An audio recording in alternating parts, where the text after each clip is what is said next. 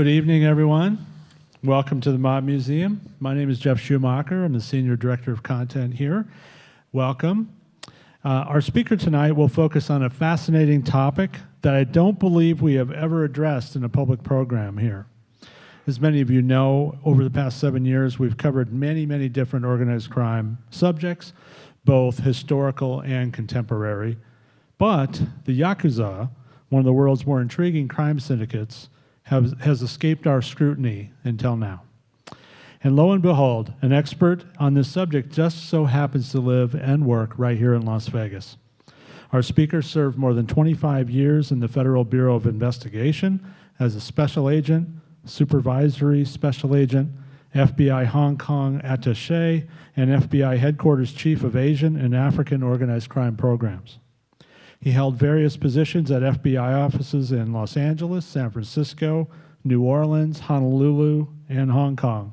You notice that no cold places. I just noticed that. As a senior FBI attaché assigned to the U.S. consulate in Hong Kong, he was responsible for all FBI operational and administrative matters in Hong Kong, China, Macau, India, Sri Lanka, and Nepal. As an FBI senior manager, he supervised many Asian organized crime investigations, including the first ever arrest, indictment, and conviction of a Japanese crime boss in U.S. law enforcement history. The story of this case will be a focal point of tonight's program. These days, our speaker is still busy, very busy. He's the head of corporate security for Wynn Resorts. Remember, before I introduce our speaker, we're going to have a Q&A after he's done speaking, and I'll come back up and we'll have everybody raise their hands and, like we do, so that we can bring a microphone around for you to ask your questions so everyone can hear. Please join me in welcoming Jim Stern.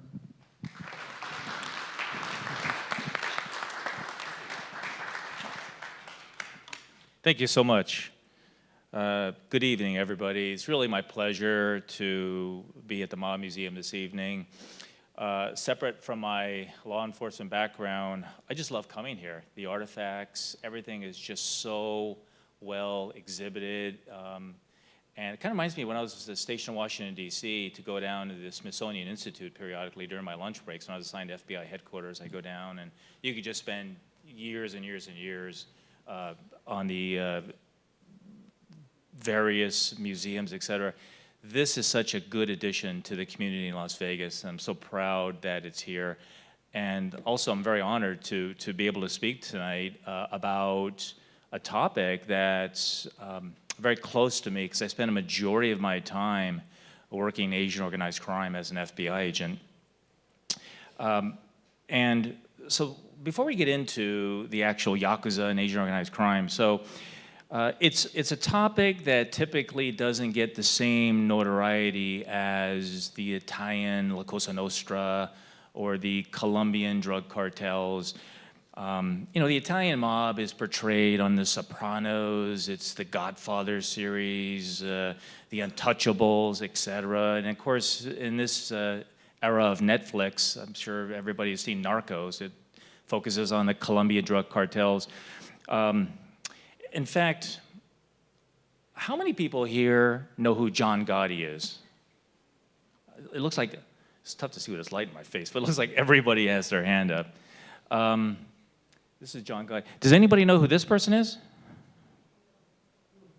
And take a guess? I don't see any hands up right now. So, pardon me? It's a Yakuza boss. It's a good guess. Yeah. So John Gotti, when he was head of the Gambino family, he oversaw about 200 soldiers and approximately 2,000 associates. Watanabe Yoshinori, the head of the Yamaguchi Gumi, had 60,000 members in the Yakuza. It was based in Kobe, Japan. Does anybody know Kobe beef? This is where Kobe beef comes from, Kobe, Japan. Watanabe Yoshinori was a big boss in charge of tens of thousands of people.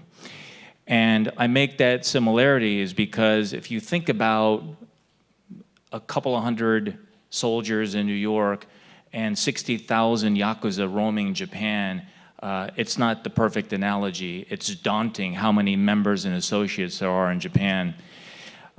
Before we get into the actual nuts and bolts of the Yakuza, I just wanted to very briefly tell you about myself, if I may. So, I was born in Tokyo, Japan. My mom's Japanese, and my dad was an American from New Jersey. How that happens?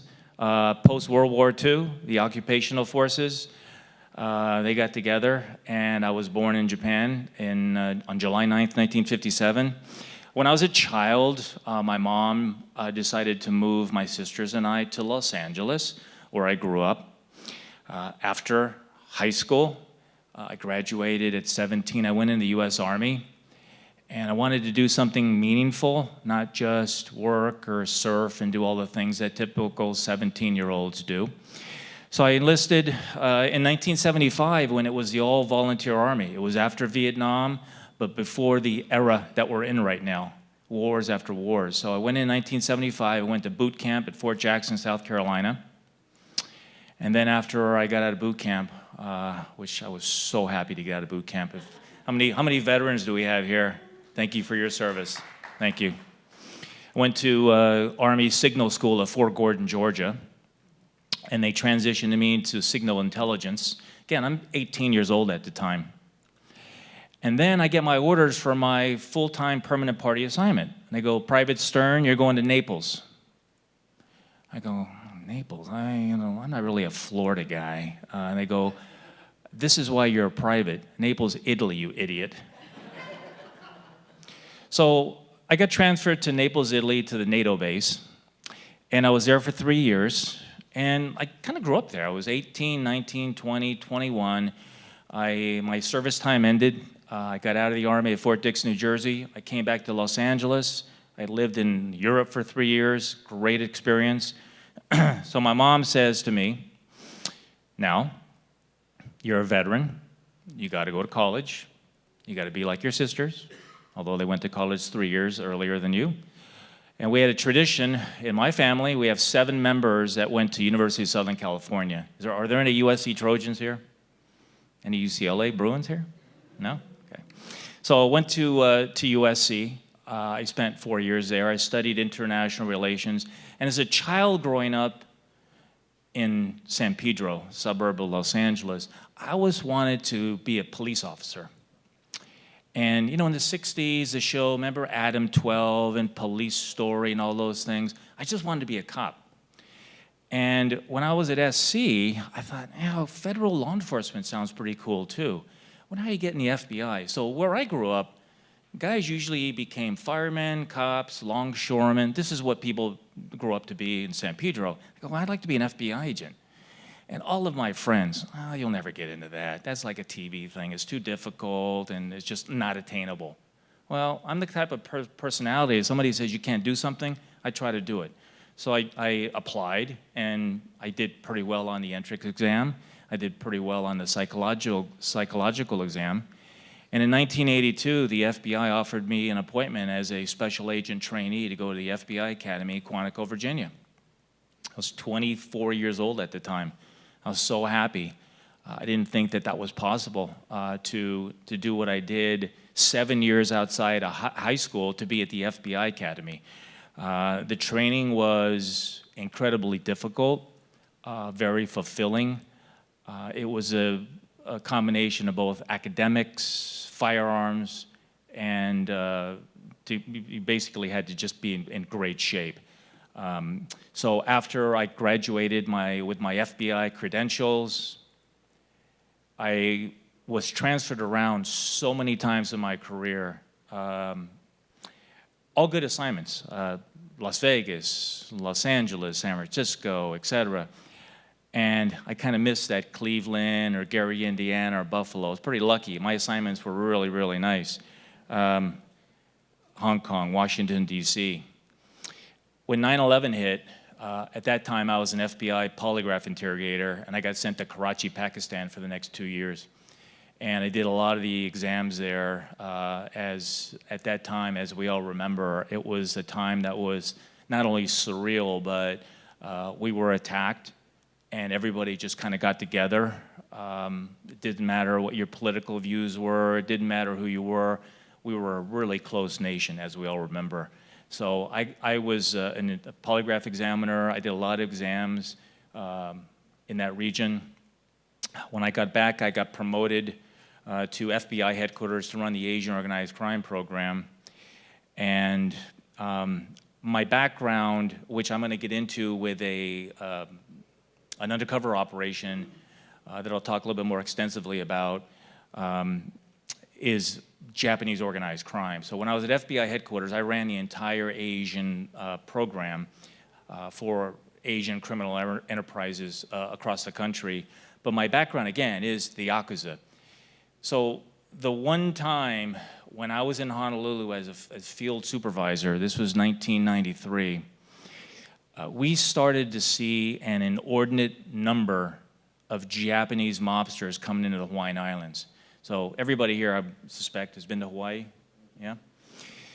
For some reason, I don't know if it's geographics, but the Japanese Yakuza started trafficking crystal methamphetamine in the early 90s into the Hawaiian Islands. So if you remember in the early 90s, what was really prevalent in terms of the drug of choice on the mainland was crack and powder cocaine. In Hawaii, it was crystal methamphetamine. And the Yakuza were bringing it in, and the difference between crystal meth and crack is enormous in terms of price. Crystal meth is very, very expensive. So we started to see a spike in criminal activity because if you want to buy crystal meth, you can't rob a 7-Eleven, you have to rob a bank. So we started to see an upward trend in the crime problem. So the FBI decided to go ahead and tackle the problem through a sustained effort, and we initiated an undercover operation that we codenamed Tropical Storm. And this undercover operation that was profiled on a show on Netflix called Deep Undercover kind of takes you through the efforts of the FBI in Honolulu and the result of arresting a Yakuza boss and his underlings through a series of drug transactions. The reason why I know this so intimately is not only was I the supervisor of the case, but I was also the undercover agent because I was the only one that spoke Japanese. So they put me in an undercover capacity with a undercover name. It was a series of things. When you go undercover, it's not just pretending like you're somebody that you're not. You have to have proper backstopping. You have to have proper identification. You have to make sure that when you're wired, that it's not exposed. And you're dealing with pretty violent people. So I'm going to show this video of Deep Undercover, Season 1, Episode 32, which is a story about the arrest and conviction of a Yakuza boss. If we could put that on. Thank you. Deep Undercover. Welcome to Operation Tropical Storm. Underneath the Aloha, 1990s Hawaii is the land of meth heads and a lot of crime that comes with it.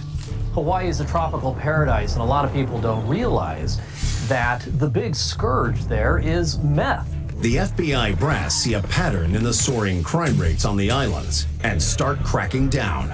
We were able to basically determine that most of those people that we arrested committed a crime because they needed money to buy very expensive crystal methamphetamine. The Japanese mob are the biggest supplier of crystal meth in Hawaii. And for James to even speak to the ultra-secretive Yakuza, he needs a new undercover identity. You could not speak English with the Yakuza or the Yakuza associates that we were dealing with. You had to speak Japanese. Although he speaks fluent Japanese, James decides to play it smart and avoid presenting himself as a Japanese national. I'm half Japanese, not 100% Japanese. I was somebody who had connections in the underworld, somebody who could facilitate receiving large shipments of ice from the Yakuza. James needs an alias. Enter Jimmy Sato, a local tourist guide. In order to get to the top, you got to start at the bottom. So we had the opportunity to make a hand-to-hand crystal meth buy. An informant brokers a drug deal with a low-level Yakuza thug named Komine. He's only a foot soldier, but one wrong move and the case could blow up big time. There could be international implications in this case. I wanted to make sure I didn't screw the case up. James goes to the hotel room for his first face-to-face with the Japanese mafia. The FBI is prepared because there won't be a second chance. At the meeting, my first meeting with Komine, I was wired, and we had a surveillance team watching me to make sure that nothing happened to me. Komine was the typical Yakuza-looking guy, all tatted up everywhere. He was a loudmouth who was trying to show off to me more than I was trying to convince him that I was legitimate. The deal goes down, and the FBI captures it all on tape. We did a transaction where I gave him tens of thousands of dollars, and he provided us with ounces of crystal meth. And we knew that we had hooked the fish by this transaction. Komine is in the mood to celebrate, and it's on his dime, so who can say no? It won't be dull. Dinner at a Japanese steakhouse with the Yakuza, flying knives and hot sake. James and Komine sit down to eat, and it quickly turns into a sideshow. Komine was drinking very heavily, and he had consumed so much alcohol that he decided to take his shirt off in the restaurant and show everybody his tattoos. Komine loudly brags about his criminal cred and draws the attention of the entire restaurant. It's not the way James wants it to go down.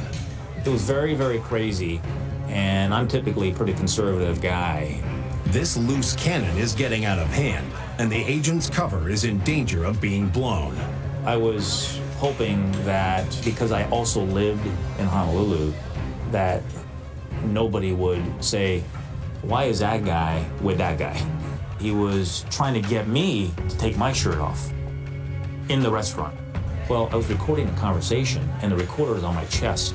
He could have blown my cover because he was so insistent. If the Yakuza discovers he's FBI, he's done. James keeps his eyes on the knives that Komine has grabbed. They could just as well be grenades. The way James is able to avoid having to take off his own shirt is he convinces Komine to go to a strip club after the dinner. So we went to a strip club, real popular strip club in Honolulu, and of course he brought the cash that I'd given him with him, tens of thousands of dollars. James knows the taxpayer's hard-earned dollar is about to end up in a G-string. He wants the operation to continue, so he has no choice but to sit back and enjoy the show. He was pulling out $100 bills, and it attracted all the girls who were dancing to come right in front of him. James has to sit there and watch the surreal scene as government money, the money he gave him for the drug deal, is being thrown at naked women. I was actually enjoying the recipients of his $100 bill because I was sitting next to him. At the end of the longest night of his life, James knows Operation Tropical Storm still has a pulse. The stage is set for future meetings with Komine. Some wacky occurrences during the dinner, but we got through it okay. He trusted me. I could tell by how he opened up to me. I went home thinking this was a good day. James meets Komine a few more times on the multi-kilo deal, but it's clear that this low-level thug doesn't pull the strings on the big scores. We wanted to do 20 kilos of crystal meth, which is that's millions of dollars. And Komine was not in a position to negotiate only the boss. So we were able to push Komine so that he would push his boss to come directly to Honolulu. Suddenly, Operation Tropical Storm gets fast-tracked. The goal is always to go after the top guy. Komine was a low guy, and we wanted this guy named Yoshimura. We heard him talk to Yoshimura from the hotel room in a way that he was talking to a superior. Yoshimura is the high-level target, but James continues to massage Komine and not let on his phone is tapped.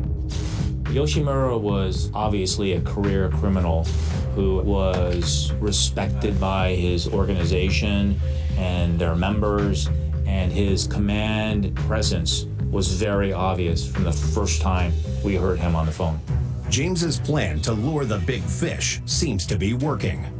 Yoshimura obviously didn't trust his underling to do a multi-kilo $1 million deal.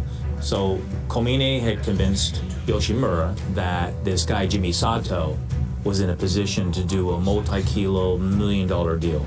This isn't Yoshimura's first rodeo. He insists they do a 2-kilo deal as a warm-up before he'll deliver the bigger package. The good news? Yoshimura is booked on a flight to Honolulu. The FBI isn't thrilled about allowing the kilos of meth into the country. If the Yakuza get spooked, they and the meth are gone. There was enormous pressure. But there's a snag.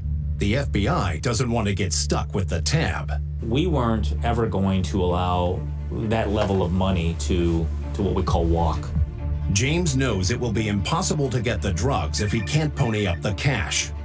Then he gets a call. Yoshimura is ready to play ball. Yoshimura checked into the hotel and he wanted to negotiate the 20-kilo deal and to talk about the logistics of that, the price, the shipping, the mode of transportation. James arrives at Yoshimura's hotel unarmed, but tailed by an FBI backup team. The FBI has got the eyes, they got the ears. At the hotel, Yoshimura is flanked by 2 heavies packing heat. And Yoshimura's no lightweight himself.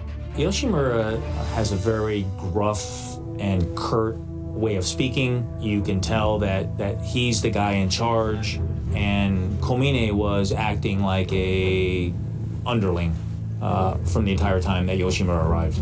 James wants Yoshimura to say something incriminating, and Yoshimura is playing with him. He can't get that incriminating information. James negotiates in Japanese, while the 2 goons burn a hole in his head with their eyes. Even after his arrival, he was still very suspect on who Jimmy Sato and others were. He obviously didn't trust Komine. Yoshimura did not get as high as he did by being careless, by being stupid. This is not his first rodeo. But just as James feared, Yoshimura says sayonara to the 2-kilo deal when he discovers that there's no cash on the table. Yoshimura wants to see the money. Show me the money. Show me the $250,000. Well, James doesn't have it. James leaves Yoshimura's hotel empty-handed. It's back to the drawing board to figure out his next move. This is a case that James has been working on for months. He has risked his life. A lot is riding on this. He doesn't want this operation to fall apart. The Yakuza boss thinks the whole deal stinks. And he's prepared to dump the crystal meth right down the toilet. The FBI's crosshairs cover James when he returns to Yoshimura's hotel room, again unarmed. The meeting begins like the last one. And there's this dance, and Yoshimura is playing with him, and he's talking in code. But James goes for the gold and gets Yoshimura to cop to the 20-kilo deal. James is able to twist it. He's able to pivot Yoshimura, and he's able to get him to say the things he needs to say. He gets the incriminating information. James walks out knowing he's got his man without fronting a dime of cash. It felt like all the work we had done up to that point had paid off, because I knew that we had the confidence of a criminal who was going to do a drug transaction. James returns to the FBI surveillance room to review the evidence with his team. We had the crystal meth from Komine's first visit. We had a lot of conversations that were intercepted. We had conversations about a 20-kilo deal, and we had 2 kilos in a hotel room in Honolulu. We didn't want to lose that. It's go time. We knew it was time to take down the operation. The FBI swoops in, they take down Yoshimura, they take down Komine, and they get 2 kilos. They were angry, pissed, and shocked when they were arrested. James's first undercover mission, Operation Tropical Storm, is over, and a home run. Both Yoshimura and Komine go down. They both go to prison. They faced drug trafficking charges, and they went to jail for an extended period of time. Yoshimura essentially came to the United States and didn't leave for 8 or 9 years. Even with one of their capos in a U.S. jail, the Yakuza don't miss a beat. When James visits their Tokyo offices to question them, the bosses are unfazed. I remember talking to the underboss. He goes, "Look, I apologize for the inconvenience that the Yakuza has put on the FBI in Honolulu. I thought, it's a nice apology. I think Tropical Storm showed that the Japanese Yakuza could not bring crystal methamphetamine into the United States. We did match wits with people who are very good at crime, and we beat them. Thank you. Just one quick epilogue.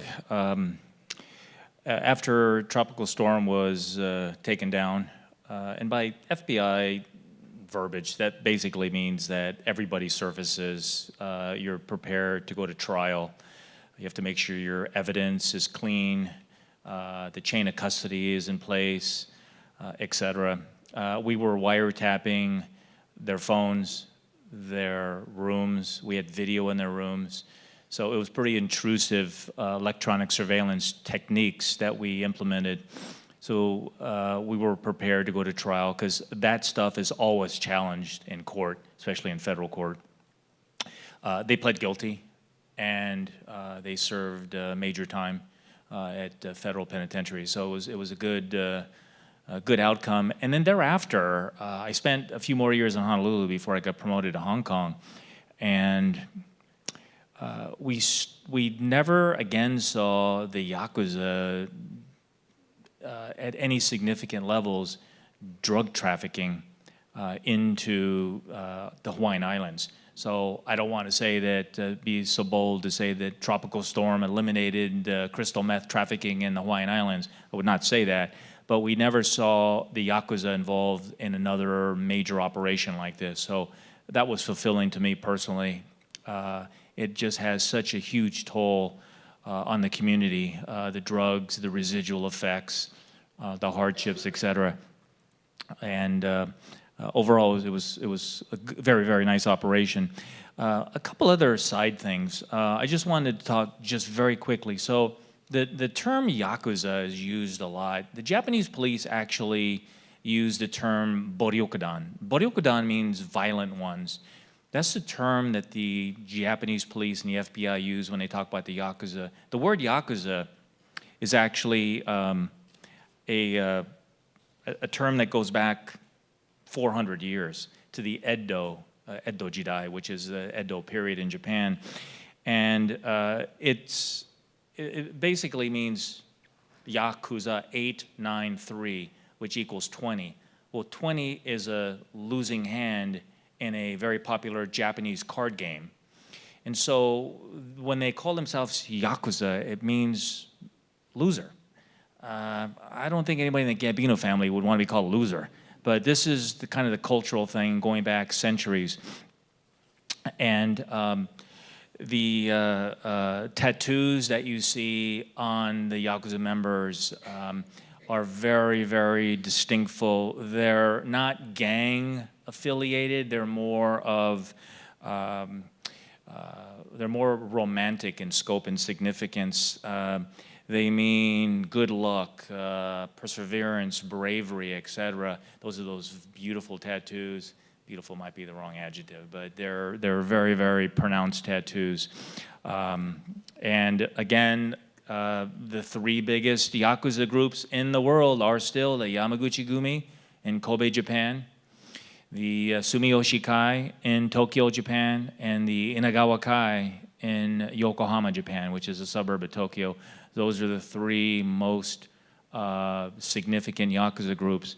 I will, before we get into a question and answer session, I will say that one of the rituals that people talk a lot about, I was talking to a gentleman in the back, is the respect when you're a Yakuza member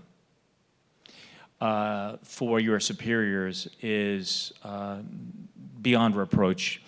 If you do something bad in your criminal organization, you have to repent or give some sort of atonement to your boss. And something that goes back to feudal Japan is cutting off your pinky. They call it yubitsume, and that means basically cutting off your little finger. And people think, well, why would you cut off your little finger? Well, in feudal Japan, when you held a sword, you would hold it with two hands. And trying to hold this mic with two hands. The bottom three fingers on each hand would basically hold a sword in place. So if you're missing a digit, you're not going to have the same sort of abilities in holding a sword. And there are many Yakuza who cut multiple digits off because they have messed up many, many times. So you start with your pinkies, then you go to your ring finger, then you go to your middle finger. I've actually seen Yakuza who are missing 5, 6 digits. Again, nobody's holding a sword in 2019, but this is kind of a historical perspective where they would give something back to the organization for atonement if you make a major mistake. It's baffling by 2019 standards, but this is something that goes back to historical and feudal Japan.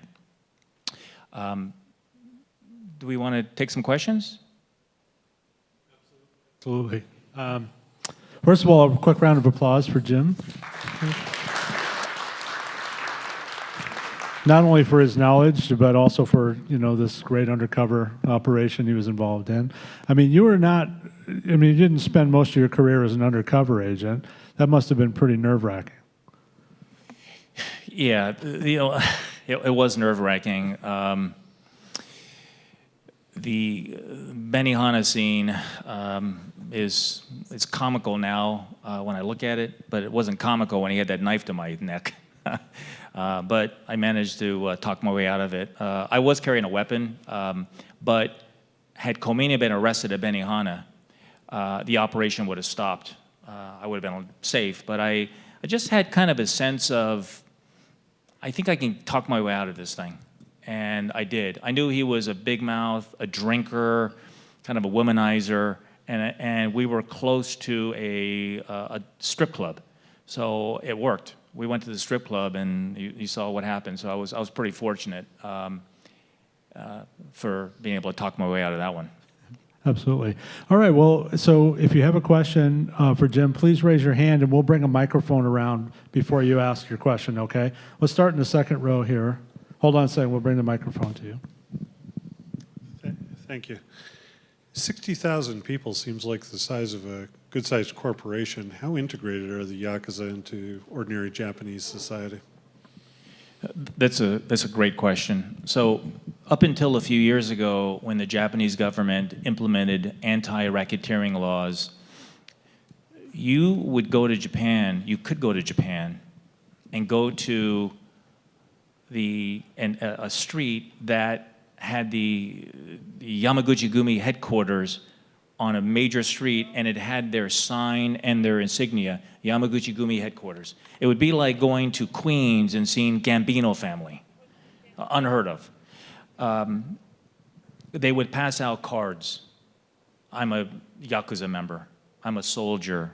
I'm a boss. It's very open in Japan. And that stopped a few years ago when the Japanese government implemented very stringent and strict anti-racketeering laws where they could not do that. And they also punished businesses for cooperating with the Yakuza. An organization, to answer your question, of 60,000 people, that's a lot of people. It's broken down into multiple sub-layers of groups. So the person that we arrested, Yoshimura and Khomeini, were part of the Kyokushinkai. They were part of the group, the bigger group, Sumiyoshi Kai. So these are all kind of foreign names, everybody, but a big group has multiple subgroups, and they're positioned all over in Japan very situationally for economics, for extortion, for money laundering, for tax fraud, real estate fraud, et cetera. This is how they make their money. It's interesting, gaming is going into Japan through the integrated resorts in the next few years. And one of the big concerns they have are the organized crime elements, just like it was a concern here many decades ago. Another question, hands raised. Here's a person in front. Let me get the microphone to come up to you, in the front row.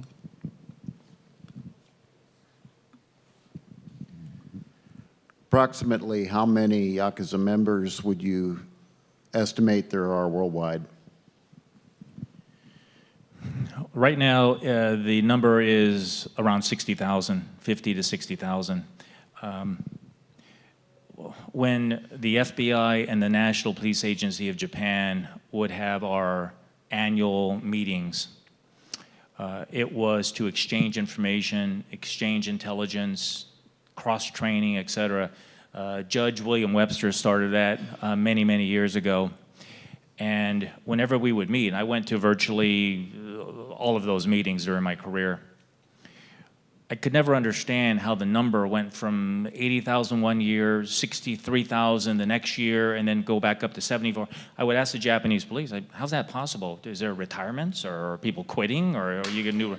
But there is an attrition, and they would get their actual membership lists from the Yakuza organization themselves, shockingly. And so the organization would send their membership list to the police. This is who are members. So they do that math every year. They did it for years and years, and this is how they got their number. But worldwide, it's a lot less than it was in the 80s. And it's primarily, in my opinion, I'm hypothesizing, it's because of the anti-racketeering laws now in Japan. Before, it was almost romanticized if you're a Yakuza member. But now it's kind of frowned upon. So it's a different era in Japan. Japanese police have done a wonderful job in controlling the criminal activity in Japan. And U.S. law enforcement now, post 9/11, we've got Customs Border Protection, et cetera. They do a great job at the borders, initiated primarily because of the terrorism part, but it also has an overreaching impact on other things, organized crime, drug trafficking, and U.S. law enforcement does a great job. Another question. We have one right back here. How active is the Yakuza here in the United States? The Yakuza right now is not as active as they were in the 80s. They started to come in late 70s, early 80s, purchasing real estate, purchasing massive real estate, primarily in Honolulu and California. And that branched off into the predicate crimes, that some of which we've talked about. They are not very active right now. It's a different era of Asian organized crime. Vietnamese gangs, loose-knit gangs, et cetera. They're the ones that law enforcement is focusing on, not really on the Yakuza. Everyone in the back here. So there's a film on Netflix called The Outsider, which I don't know if you've seen it, but it kind of is about a guy who's not fully Japanese, and he ends up in the organization in Japan. They do a scene with the atonement with the finger. It's really grueling to watch. And but that I saw that, and that got me really curious. So I started reading online about all things Yakuza and the tattoo culture and all that. And something I came across that made me really curious is I read that, like, among the maybe more the commoners, they are in some cases they take care of like people during like crises and like when there's events that I guess maybe natural disasters and things, they pitch in. And I kind of see things like that maybe even in like in the narco world, down there where these people get arrested, but then the locals all love these these kingpins. I'm just curious. Do you have anything to comment on that, or have you experienced that or seen that?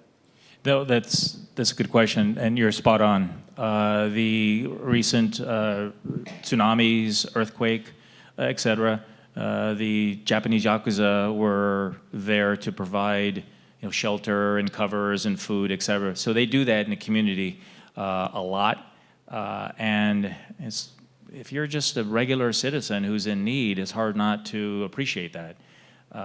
So that is very prevalent in Japan, especially with all the disasters they've had over the last few years. Did you have a question? The microphone will come up to you here.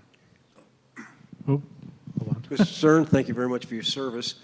I have a question regarding the genealogy, because here in the United States, excuse me, we've had generations of criminals. I mean, actual families that they come out, and usually they come from the urban areas, and they usually come from poor families, and they kind of work their way up, and they create their own little domains. And then sometimes they get absorbed by large urban gangs. Do you have that type of, father to son, to grandson, to great-grandson type of tradition with the Yakuza? Not in the Yakuza, no. I've never seen that. So typically, the Yakuza is made up of not only Japanese nationals, but Koreans who have lived in Japan, people who are kind of outcasts. Japan is a very structured society, and there are the younger generation who misbehave, et cetera. They don't do that typical path of, higher education, et cetera. They get into trouble. A lot of those people end up in organized crime and a life of crime. And if you do that in Japan, you typically will end up in the Yakuza. But there isn't kind of your description of a situation where kind of a son follows a father and a father. It's just, I've never heard of that. I'm not saying that that's never happened, but I don't recall ever hearing about that. Like John Gotti Jr. followed John Gotti, that type of thing.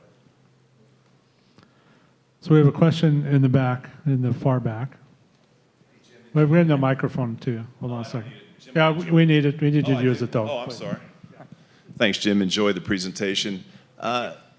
Was it ever proven that the biggest private stockholder at Wynn Resorts, Okada, was a member? And is he going to resurface in Japan with gaming there? 20% owner. So I'm not sure what the limits are or what I can talk about with Wynn, other than I do work there. I'm in charge of corporate investigations. He's no longer with the company in any manner, either financially or position-wise. And he was cleared by the Gaming Control Board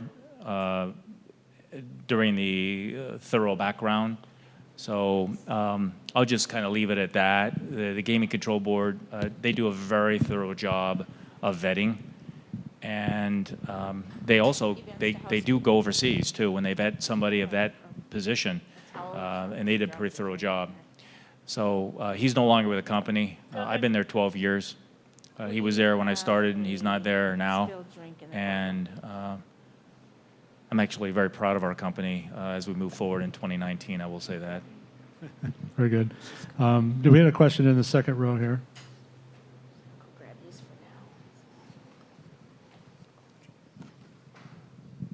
There are very many U.S. naval bases in Japan.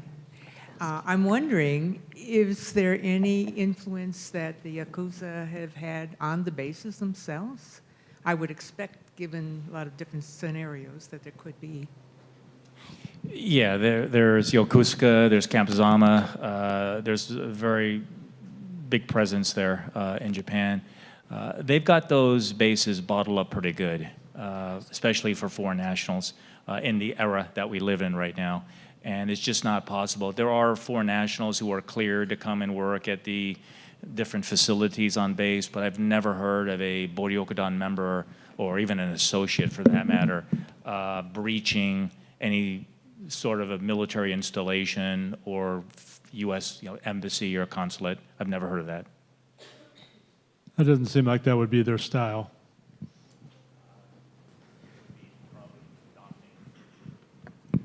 Yeah. All right. Do we have one here in the front? Thank you for your presentation. Las Vegas was an open city, meaning no one particular crime family had complete access to our city.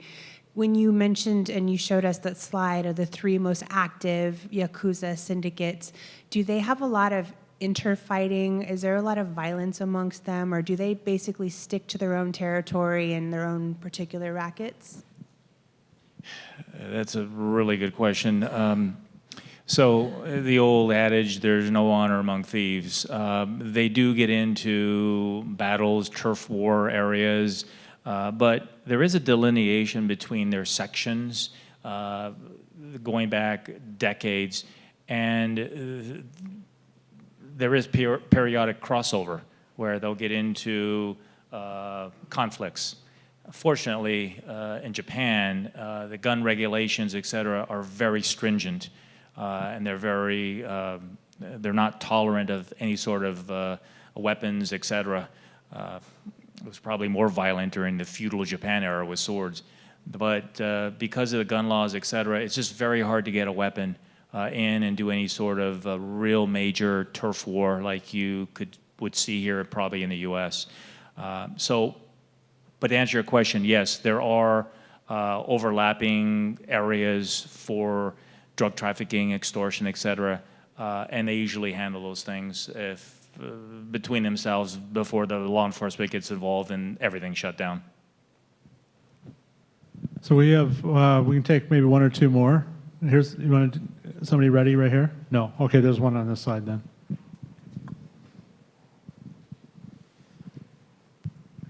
Thank you. Yes, Jim, how did the FBI handle the language situations with agents that they were hiring that had to work directly undercover with Yakuza? So the language skill set of FBI employees has been a problem that they've never been able to fully reconcile. At one point, when I was in the FBI, there were 9,000 agents, and there were about 5 or 6 that spoke Japanese. A few more Chinese speakers. It's a problem to get fluent foreign language speakers into the FBI, especially in this day and age. Like if you spoke Arabic, they might fly the FBI plane and pick you up, take you to Quantico.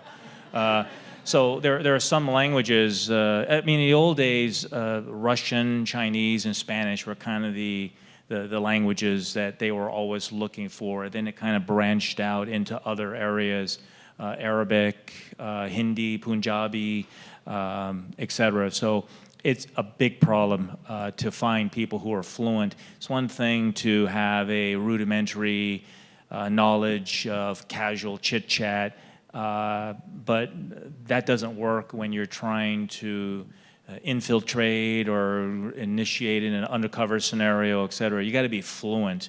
And in my case, actually, I was never formally educated in Japanese. I was more, my mom and my grandmother virtually spoke Japanese to me my entire upbringing. So I just learned by hearing Japanese. I'm just glad I speak English because I heard Japanese every second. But it is a big problem. And it's a big problem at the agency and other law enforcement agencies to get fluent speakers in criteria languages that are very difficult. Yes, ma'am.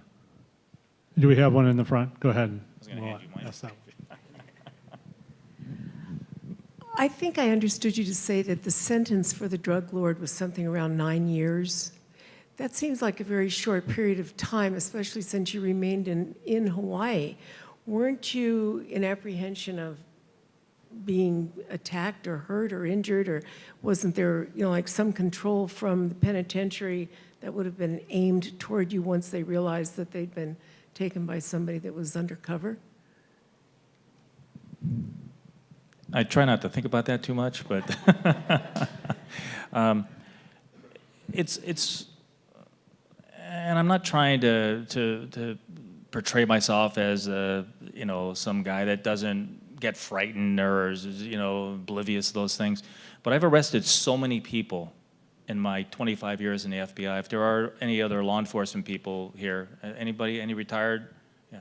So you almost get immune to it. I arrested members of the Medellin cartel in the 80s and Chinese heroin traffickers and Yakuza. So it is a short sentence for what he did.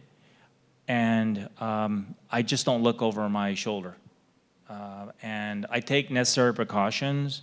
Other than this type of forum, I don't really go on social media and get my name out there. I'm pretty private, kind of a low-key person. Writing a book, and I don't do those types of things. But I don't really think about that. My mom tells me I should think about that, and she's 92. So. Well, Jim, thank you very much for your presentation today.